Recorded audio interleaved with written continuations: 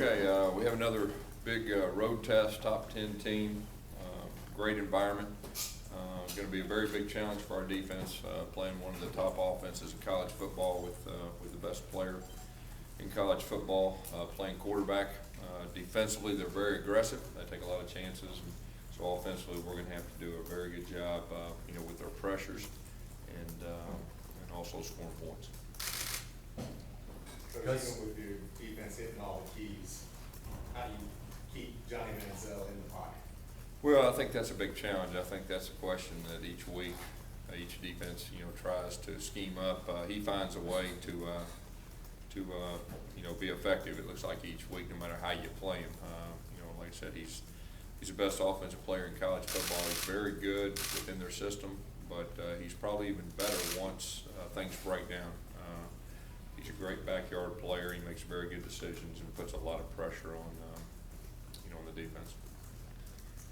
Gus, as you go for your second road game, both against top 10 teams, do you know more about your team than you did going down to LSU? We definitely know more about our team, and the fact that we've played a very good team on the road, we learned a lot about our team that night. So I got to believe that we'll handle ourselves better than we did the first time, which we'll definitely need to have a chance. Any concerns with Nick just having that week off, not being able to practice, really being a little bit rusty, and what do you do to try and get him ready to go this week? Well, he was locked in during practice last week. He practiced Sunday, looked good. Got another week of practice, and we're past the midway point. If it was early in the season, I'd be concerned, but not too concerned now. So is he? I mean, he's the guy this week. He's playing. Yes. Certainly.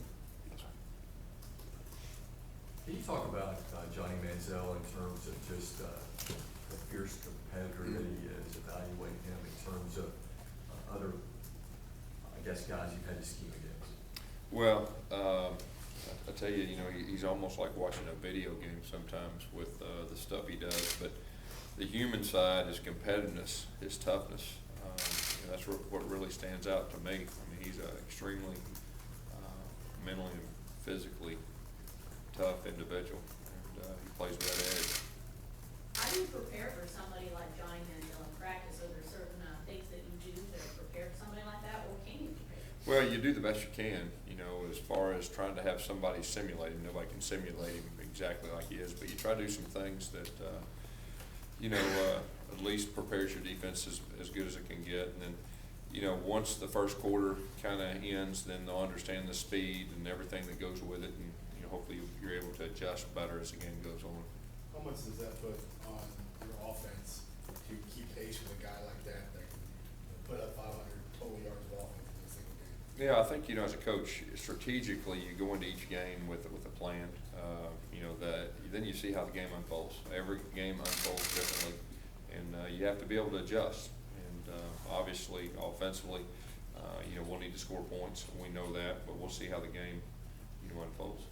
Hugh Freeze said earlier in the season he was open to, you guys talking after certain opponents. You guys talk after them playing A&M this week? We talk from time to time about different things. I watched it on TV, so it was impressive what that quarterback was able to do. I know certain teams have shared some concerns about their defense trying to simulate snap counts by barking things out. You guys address that in practice? Yeah, well, just like every week, whatever they do, we're going to try to prepare our guys the best we can, and see how things turn out. That's what some of the things Manziel does.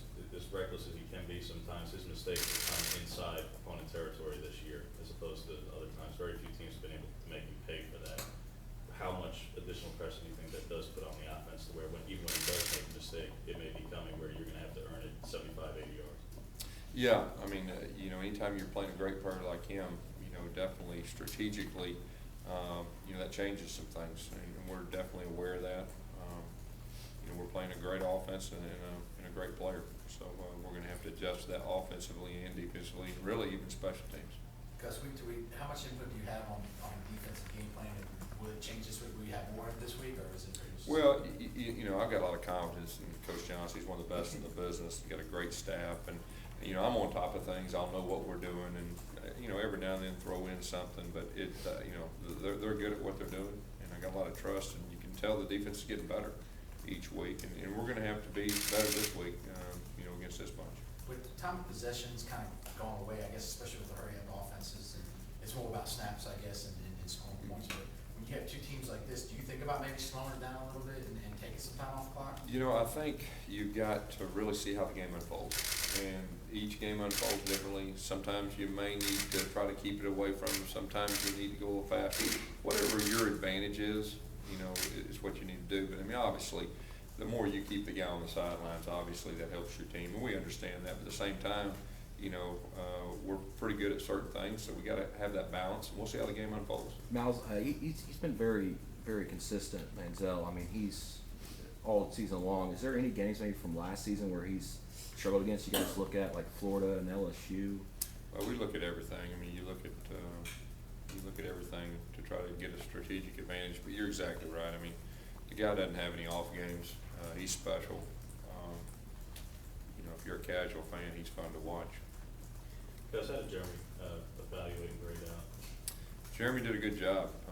For the first time ever being on a college, you know, field in front of a lot of people. We thought he did a really good job. You know, obviously we had the one turnover, but he's the type that he's a very intelligent player, and you know, I think he'll have a chance to improve. Redden said he was going to be kind of a game plan based moving forward. How are you going to use him? How does he fit into the game plan for this week? Well, I mean, you know, we don't want to give our secrets away, but he will be used, you know, from game to game, and we'll try to have either different packages or any way, you know, to help us be successful. Jonathan Jones is a guy who's just played a little bit this year. Is he gonna be able to play again, or is he? We're hoping so. You know, it's still a little bit up in the air, but we're hoping that he can be back on the field quick. He's an outstanding player, and I think, you know, when he gets out there, you can really see that. Reese Nukes, I think he said he had something like 60 knockdowns this season. Just talk about his progression. He seems to be probably the top guy on your line. You know, Reese has gotten stronger. I mean, I think that's the thing that stands out to me. He's really got after in the weight room, and he's stronger than he was, you know, even last year, and I think that's really helped him.